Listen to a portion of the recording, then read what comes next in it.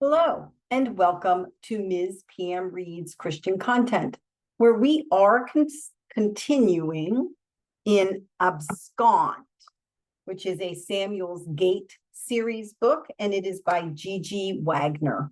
In our last video, Rory was at church, and she's texting, I think, or maybe just thinking about conversations she's had with this guy that she met online, MIlo. She's not met him in person yet, but he's casting doubt on the things that her pastor or pastor's wife may be saying to her. I mean, he already knows some of the comments they might make after she tells them she's met a guy online. So he's kind of making her doubt their friendship or their, I don't know, knowledge of her best intentions. We've also met Bailey, a friend of Rory's, slight acquaintance, who's introduced herself to Lyzee. And Lyzee has gone to the preschool Sunday school class and met a young man that she used to babysit for. Okay. She listened to the teacher reading the story of Noah while her hands retold it for Hudson. So Lyzee, well, I don't know if it's Lyzee or the teacher, but Hudson is deaf, so he needs sign language. Afterwards, Lyzee crouched next to the little red table covered in art supplies. The soft, sweet voices around her mingled as she watched the children work on their projects. Hudson's eyes, the color of melted chocolate, the ones Lyzee could get lost in, flashed around the table, looking at no one in particular. He offered a sign, an inverted letter G suspended above the outstretched palm of his left hand, and Lyzee voiced his request. Please pass glue to Hudson, so she does know sign language. A little tow-headed boy seated in the chair closest offered him the bottle, and Lyzee watched Hudson's smile fill with confidence, making her heart soar. A while later, after a brief exchange, Lyzee made her way across the room. She looked back at Hudson's face that glowed in anticipation, and she paused in front of the shy 4-year-old separated from the group. I'm Lyzee, and that's my friend Hudson, she told the little girl. He uses his hands to talk instead of his voice. It's called sign language. He wants to know if you would sit with him during snack time. The new friend agreed, and Lyzee's heart felt like it was going to explode as she watched the two of them making faces at each other, their giggles infectious. While Kate, the teacher, greeted parents at the end of class, Lyzee helped the kids gather their belongings. She braced herself when she caught the shy little girl out of the corner of her eye, no longer subdued, moving in resolute motion toward her. Lyzee reached down and wrapped her arms around the little form that was now hugging her knees, unable to contain the warmth of her heart as it spread across her face. She waved as the last little person left the room.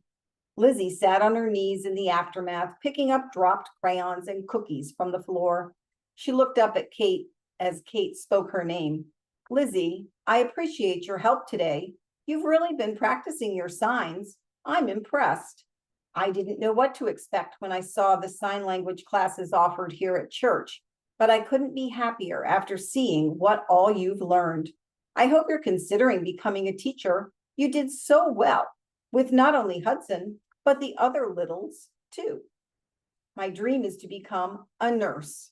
I may consider pediatrics after this. I didn't know it was going to be this much fun working with kids, Lyzee said.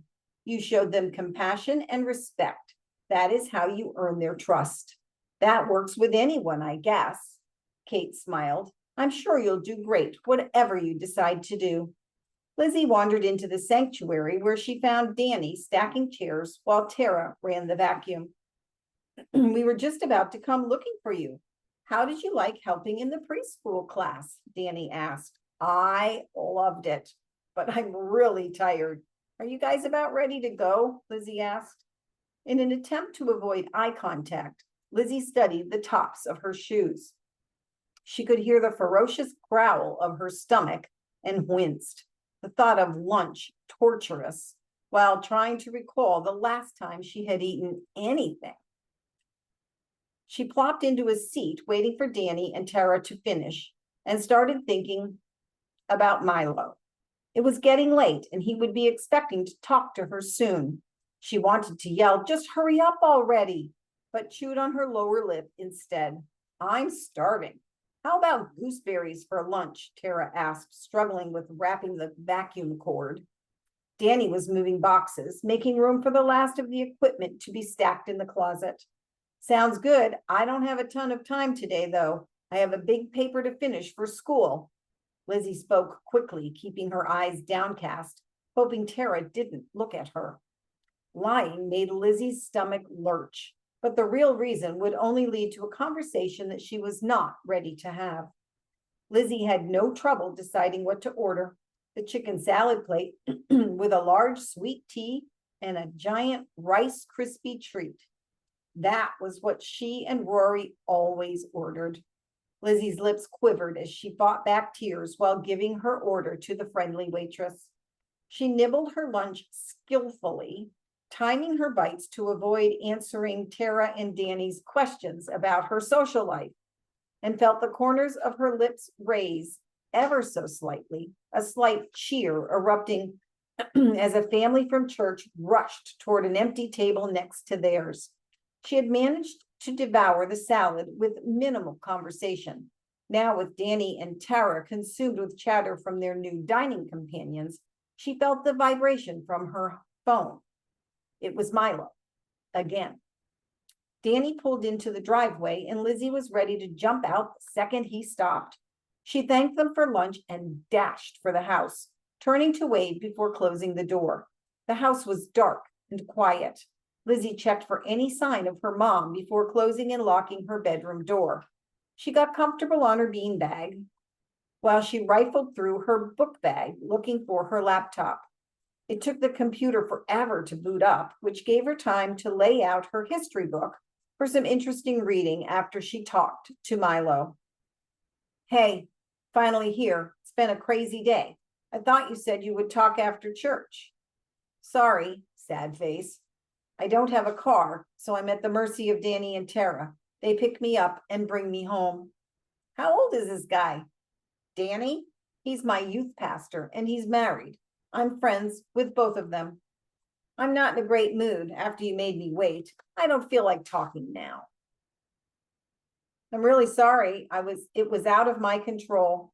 Can we talk tomorrow after school?" "At 4, if you think you'll be home." Wow. Lyzee was flustered by MIlo's reaction. She knew he was getting agitated by the number of texts, but wasn't expecting this.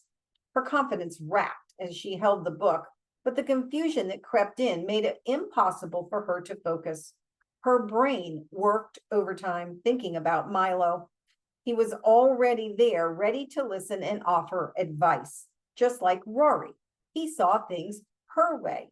"What have I done?" she screamed. "I don't have anyone else that gets me like he does."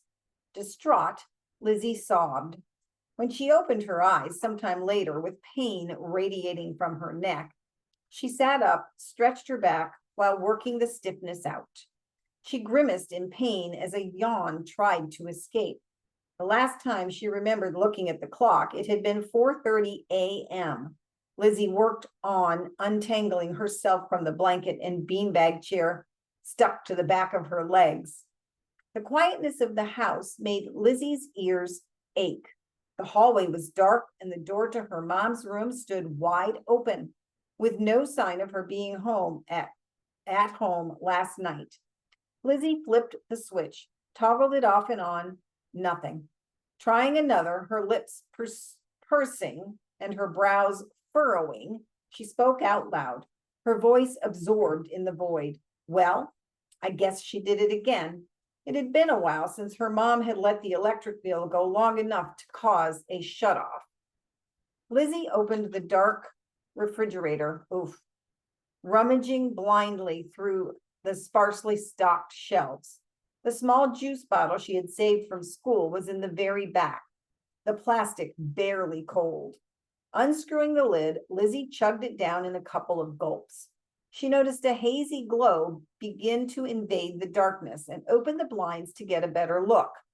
The morning sun shone through dirty glass that seemed to erase the eerie quiet in the room. In the distance, Lyzee heard the rumbling of the school bus. The hissing signaled yet another stop as it crept closer. She grabbed her backpack and made a mad dash for the door.